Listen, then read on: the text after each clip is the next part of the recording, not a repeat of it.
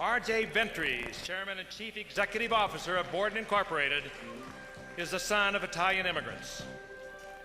And it took the determination, the inspiration, the hard work of his entire family to ensure that he was the first of his family to acquire a college education. That extraordinary blend of hard work, commitment, and the ability to meet and conquer challenges has been an integral part of Mr. Ventres' personality all through his successful climb up the corporate ladder. Graduating first in his class at Worcester Polytechnic Institute, Mr. Ventres began his career as an oil industry engineer for Atlantic Richfield and then spent 2 years in the Middle East training petroleum workers. Mr. Ventres joined Borden in 1957. Following a series of jobs in engineering and management, Mr. Ventres left the company in 1974 to become executive vice president of a specialty chemicals company in Philadelphia. When the firm was sold 5 years later, he returned to Borden and continued his rise to the top. In 1986, he became chief executive officer, and in 1987, he assumed the position of chairman. Since he came to the helm at Borden, Mr. Ventres has led the consumer products giant through a number of targeted acquisitions, increasing profits 60% in 3 years. Known as an effective teacher as well as a manager, Mr. Ventres has been concerned with the training and enrichment of people since his first management assignment back in 1950. In his current position, he has implemented a broad internal communications program which encourages top managers to share company strategies and plan with their employees. Under his leadership, Borden has initiated several innovative development and motivational programs throughout the company. A resident of Connecticut, Mr. Ventres is on the board of trustees at St. Clair's Hospital in New York, a community hospital specializing in AIDS and infectious diseases. He is also a member of the President's Council of his alma mater, Worcester Polytechnic Institute. For his commitment and hard work in the world of business and the world of people, the Horatio Alger Association is proud to honor Mr. R.J. Ventres.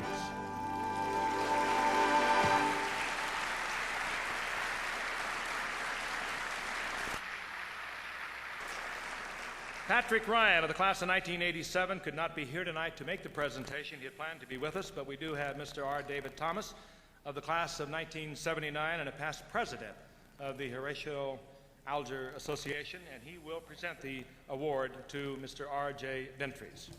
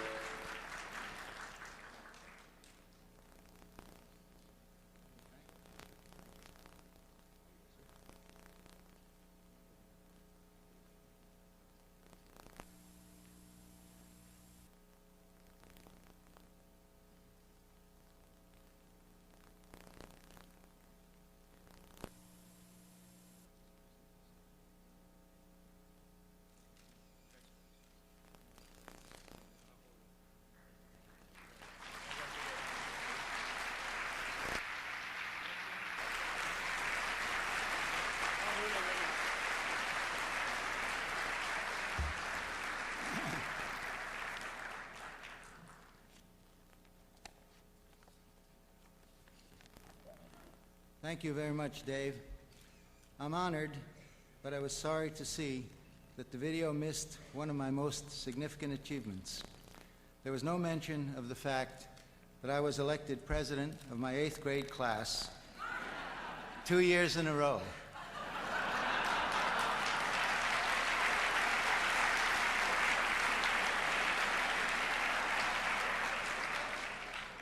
I'm delighted to be here, and I'd like to cover 3 things in 3 minutes. My appreciation for this great honor, my thanks to people who have helped me along the way, and my thoughts on success and achievement for the scholarship students here tonight. It's a great honor to be one of the 1989 awardees.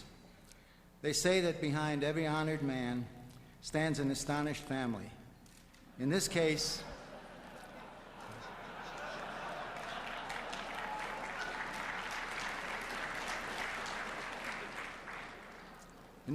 I'm astonished too, and grateful to the association's board especially Tom Haggai, whose kindness goes on and on. Second, I'd like to repeat the words of the immortal Yogi Berra, who said at a similar occasion, quote, "I'd like to thank all of those who made this evening necessary."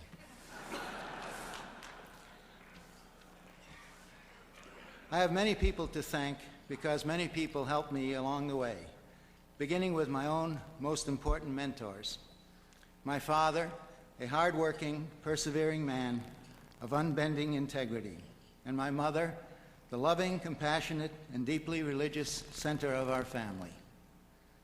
My father, who brought the family from Italy to America for opportunity, just assumed I would go on to college, and my mother's loving support convinced me that I could handle it. My two older brothers, Dominic and Al, were there to make sure I took advantage of an opportunity they never had. They were sort of a cross between coaches and enforcers. My three sisters were a lifelong cheering section. My younger sister, Loretta, who's here tonight, and made me promise not to embarrass her, was not only a constant supporter, but also a challenger and a great spur to my own competitive spirit. And I made the smartest move of my life right after I graduated from college, when I married a wonderful girl named Norma Chapman. That was 41 years, 5 daughters, and 2 sons ago.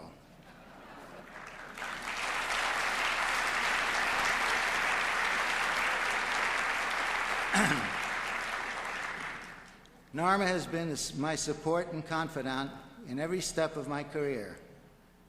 And while our upward journey has been exciting and great, the thing I treasure most is not the climb, but the companionship. Thank you, Norma, and thanks in advance for the years still ahead. I owe much to mentors along the way, particularly to Gene Sullivan, the CEO who preceded me at Borden and is here with us tonight. Gene took a big chance, chose me as his successor, and helped me to learn the job in as graceful and sensitive a transition as you can imagine. In closing, I'd like to say a word on success and achievement to the young people here. Success and achievement are not always the same. Success is entirely under your control. Achievement, on the other hand, depends on the opportunities you're given, and that can be as much a matter of chance as brilliance. I've met successful people at every level of achievement, from the humblest occupations to positions of power and importance. Their success was the product of how they lived, doing the very best with what life presented them, working hard, always learning, never losing faith or integrity. Each of them glowed with the courage, confidence, and inner peace that follow when you do your best with what you're given. Achievement, on the other hand, can be a matter not only of preparedness, but also of timing and opportunity. For opportunity, we have to rely on others to give us a chance to work on an ever bigger canvas in our chosen fields. Throughout my life, the Lord has taken care of the timing, and other people have been generous in giving me opportunities. For 42 years, the Horatio Alger Awards have celebrated our common good fortune to live in a country where opportunities for individual achievement are opened by your actions and not ruled out by your origins. My father's decision to move his family to this country opened all this to me. I'm lucky to be an American, lucky to have had a big share of opportunities, lucky to be here tonight, and proud to be included in such distinguished company as this class of '89. Thank you all.